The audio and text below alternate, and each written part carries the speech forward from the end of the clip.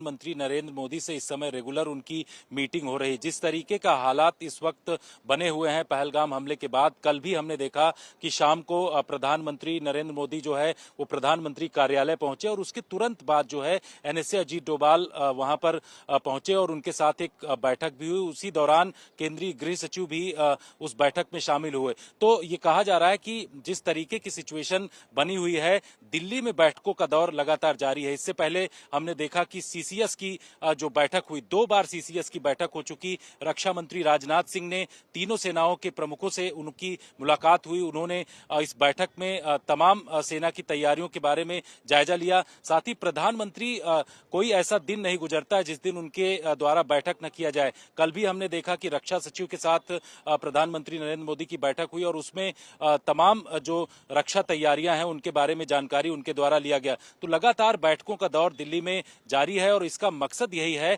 कि जो बॉर्डर में जिस तरीके की सिचुएशन बनी हुई है, इसके साथ साथ दिल्ली में जो मीटिंगें चल रही हैं जिसमें सिविल डिफेंस ट्रेनिंग की तैयारियों को लेकर के बैठक की जा रही, तो कुछ बड़ा होने वाला है, इस तरीके की बातें लगातार की जा रही हैं। और इन बैठकों के पीछे का उद्देश्य भी यही है कि जिस तरीके का हमला पाकिस्तान प्रायोजित आतंकवादियों के द्वारा पहलगाम में किया गया और जो बेकसूर नागरिक हैं उनको मारा गया, ऐसे में अब देश जो है इन तमाम चीजों को लेकर के किसी भी तरीके से जो है वो उसको बख्शा नहीं जाएगा। ये पॉलिटिकल तौर पर तय कर लिया गया है और चल रहे हैं, मॉकड्रिल की तैयारियां भी हैं।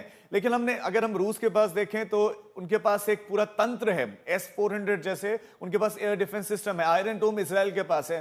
भारत की बात करूं तो ऐसे हमलों से बचने के लिए क्या हमारे पास इस तरह का तंत्र है?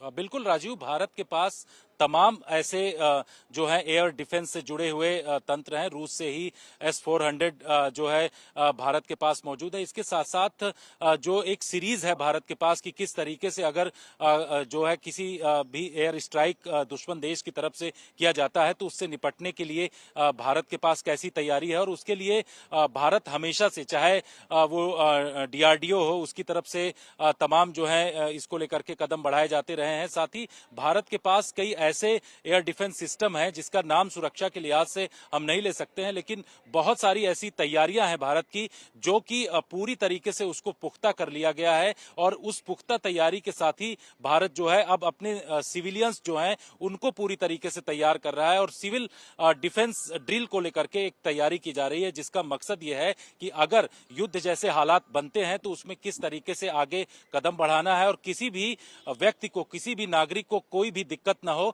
इस तरीके